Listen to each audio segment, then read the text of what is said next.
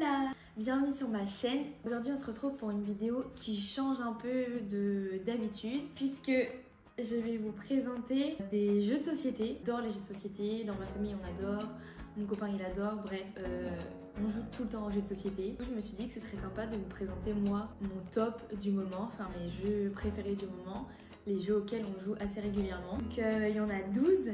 C'est une vidéo qui va pas forcément parler à tout le monde, mais je pense que vraiment si vous n'avez pas encore trouvé de jeux de société qui vous...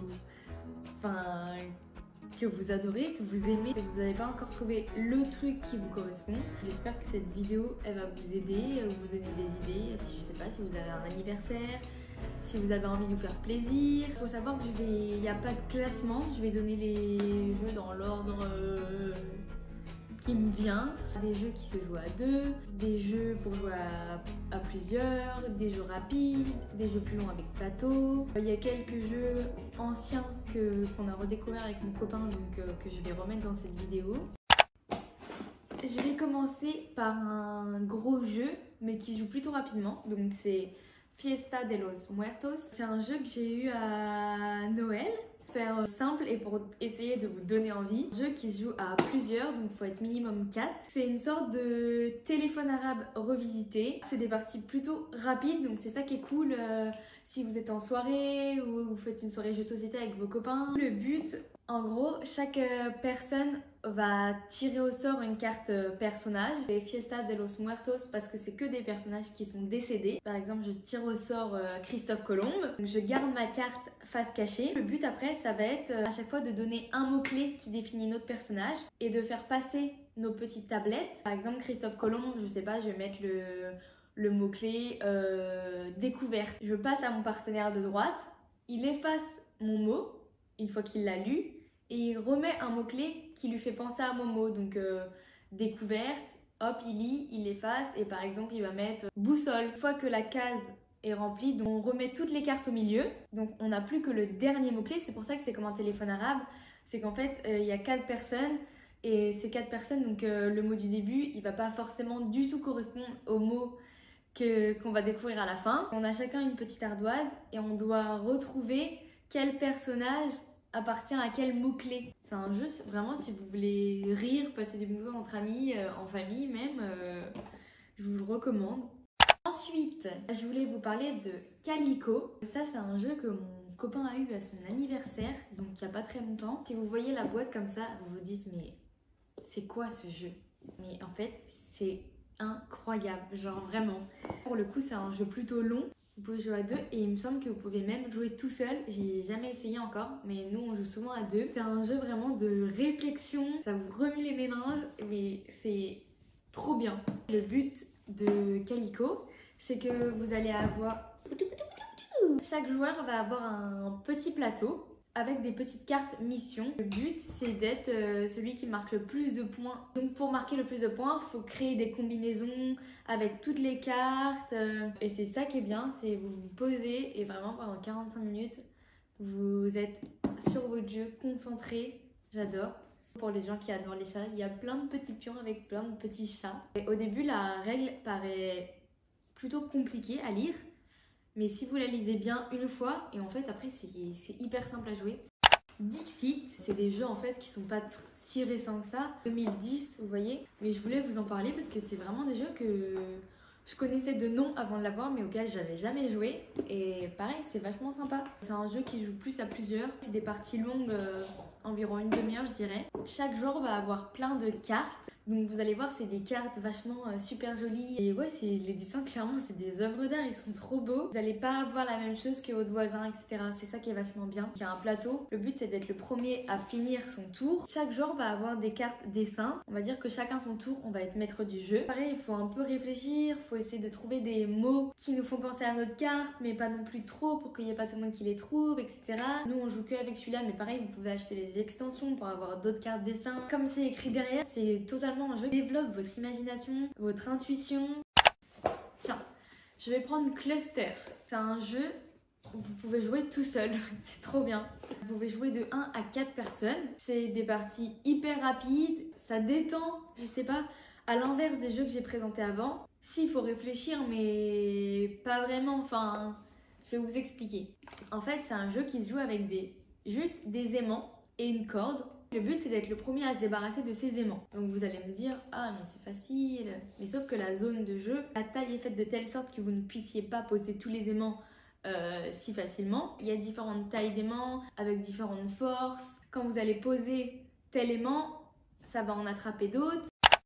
Top 10, c'est un jeu qui se joue à plusieurs, c'est un jeu d'ambiance, vous pouvez jouer aussi longtemps que vous voulez. Si vous faites qu'une seule partie, c'est franchement rapide. C'est un jeu clairement drôle, c'est un jeu de collaboration. Chaque joueur, chacun son tour, va être le maître du jeu. Il tire au sort une carte, hop, et sur chaque carte, il y a 4 propositions, donc il est libre pour choisir celle qui l'intéresse le plus. Il a une carte par exemple, quel objet fallait-il avoir lors du naufrage du Titanic, du moins utile au plus utile. Chaque joueur va tirer une carte numéro de 1 à 10, ça va être pour qu'il sache quelle réponse donner. C'est le maître du jeu qui commence à donner sa réponse. S'il a la carte numéro 10, il va dire un radeau de survie. Le joueur d'après, je sais pas, par exemple, il a la carte numéro 3. Donc il doit dire un objet qui serait moins utile, mais pas non plus le moins utile parce qu'il n'a pas la carte numéro 1. Ainsi de suite, tous les joueurs en fonction de leur numéro disent une carte. Et après, le maître du jeu, en fonction des réponses des autres joueurs, il doit établir un classement. Il doit trouver lequel était la carte la plus basse jusqu'à la carte la plus haute. Il y a tellement de choix de questions où il n'y a pas que des questions, il y a aussi des mimes.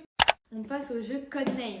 J'ai la version où il faut jouer au moins à 2, sachant que nous, pour l'instant, on a toujours joué à 4. Et maintenant, ils ont sorti les nouveaux Codename, des plus petits, spécialement vraiment pour 2 personnes. Moi, je conseille ce jeu si vous êtes 4. J'ai vu 2 personnes qui y jouaient dans le restaurant. C'était assez marrant, mais comme quoi, c'est vraiment un truc rapide. Ouais, on peut y jouer partout et tout ça, c'est vachement chouette. Donc, il faut faire 2 équipes de 2. Donc là, c'est pas du tout un jeu de collaboration. Le but, c'est vraiment de gagner.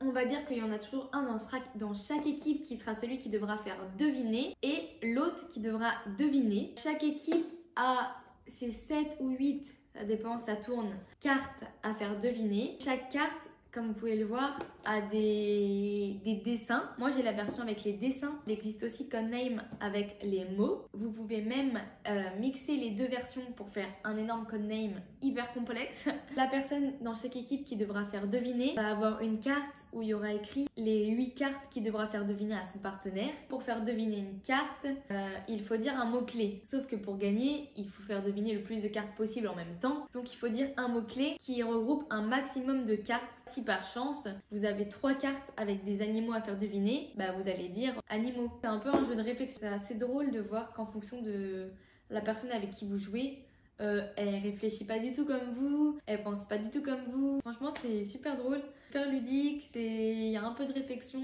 mais pas trop. On va passer au jeu Wasabi. C'est un jeu qui date, on l'a redécouvert. C'est un jeu auquel vous pouvez jouer à minimum 2. Plus vous êtes, mieux c'est. Des parties qui sont plutôt rapides, on va dire une vingtaine de minutes. Le but, c'est d'être le premier à se débarrasser de tous ces dés. Donc sur les dés, il y a différentes faces. Il y a une face qui permet de directement donner un dé à un adversaire. Il y a une face qui permet de piocher une carte et il y a des faces avec des petits W. Donc j'explique. Vous avez différentes cartes avec le nombre de W minimum qu'il faut avoir sur vos dés pour pouvoir les utiliser. Ce qui est un peu compliqué, il faut avoir le moins de dés possible, mais moins vous allez avoir de dés, moins vous aurez de chances d'utiliser des bonnes cartes. Donc ça, c'est vraiment pas un jeu compliqué, il n'y a vraiment pas vraiment à réfléchir, donc c'est assez sympa, c'est un jeu auquel on joue comme ça.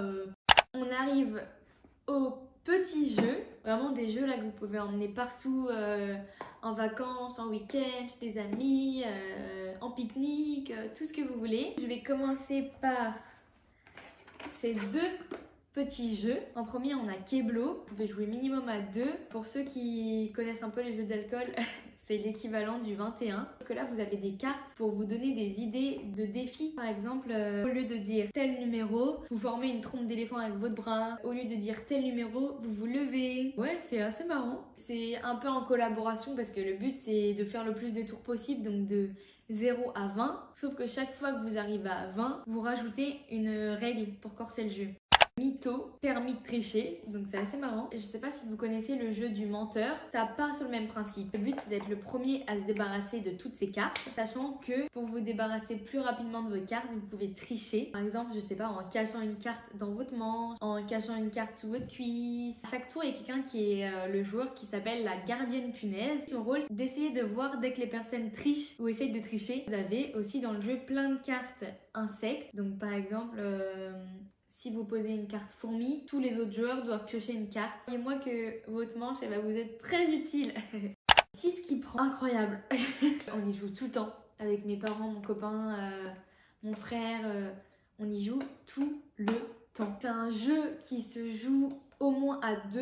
Mais nous, dès qu'on joue, on est au moins 4 ou 5. Plus vous êtes... plus c'est compliqué et donc mieux c'est, je trouve. Le but c'est à la fin de la partie d'être celui qui a le moins de points possible, sachant qu'une partie s'arrête lorsqu'une personne a atteint les 66 points. Au milieu de la table, il y a 4 cartes et chaque joueur a 10 cartes dans son jeu. Chaque tour, tous les joueurs prennent la carte de leur choix et la posent face cachée et après on la retourne tous en même temps. Après vous les placez sur les cartes qui sont au milieu. Vous pouvez poser votre carte que si elle est supérieure à un des chiffres déjà placés sur la table. À la fin, quand il y a des colonnes où il y a 5 cartes, si vous êtes la personne qui pose la 6e carte dessus, vous récupérez toute la colonne.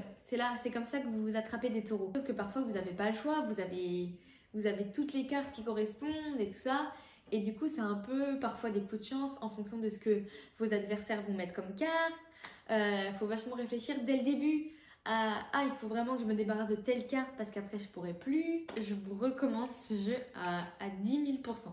Avant-dernier jeu à vous présenter, donc le Skijo. Dès qu'on peut, on y joue, on adore, on est addict à ce jeu. Il faut avoir le moins de points possible à la fin de la partie, sachant qu'une partie se termine lorsqu'un joueur a atteint les 100 points, sachant qu'il y a des cartes qui vont de -2 jusqu'à 12, sachant que par exemple si vous piochez un -2, à un moment vous allez forcément le poser dans votre jeu et par exemple si vous avez un 12, vous allez défausser cette carte. Après il y a des stratégies à adopter, c'est vraiment sympa, hyper ludique, addictif, rapide.